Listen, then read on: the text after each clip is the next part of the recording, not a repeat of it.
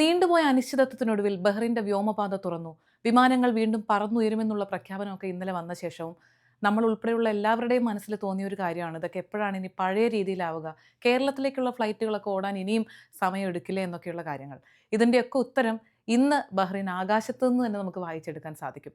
39 ദിവസം സുരക്ഷാ കാരണങ്ങൾ കൊണ്ട് അടച്ചിട്ട ബഹ്റിന്റെ വ്യോമപാത തുറന്ന ശേഷമുള്ള ആദ്യ വിമാനം ഇന്ന് ബഹ്റിൻ അന്താരാഷ്ട്ര വിമാനത്താവളത്തിൽ നിന്ന് പറന്നുയർന്നു സൗദി അറേബ്യയിലെ റിയാദിലേക്ക്.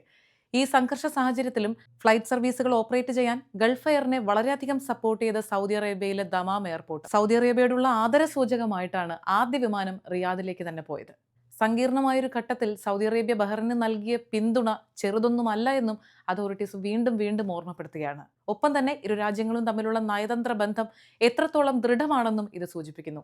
ഇനി മലയാളികളൊക്കെ കാത്തിരിക്കുന്ന ഒരു കാര്യമാണ് കേരളത്തിലേക്കുള്ള ഫ്ലൈറ്റുകൾ. അതും അധികം വൈകാതെ എന്ന് പറയുമ്പോൾ ഏതാനും മണിക്കൂറുകൾക്കുള്ളിൽ തന്നെ ഓപ്പറേറ്റ് ചെയ്യുമെന്നാണ് നമുക്ക് അറിയാൻ കഴിയുന്നത്. കൺഫേംഡ് ആയിട്ടുള്ള എയർ ടിക്കറ്റ് ഉള്ള ആളുകൾ അതത് വിമാനങ്ങളുടെ സൈറ്റുകൾ പരിശോധിച്ച് ഉറപ്പുവരുത്തിയ ശേഷം ധൈര്യമായി എയർപോർട്ടിലേക്ക് പോവുക. എല്ലാവർക്കും സുഖയാത്ര നേരുന്നു.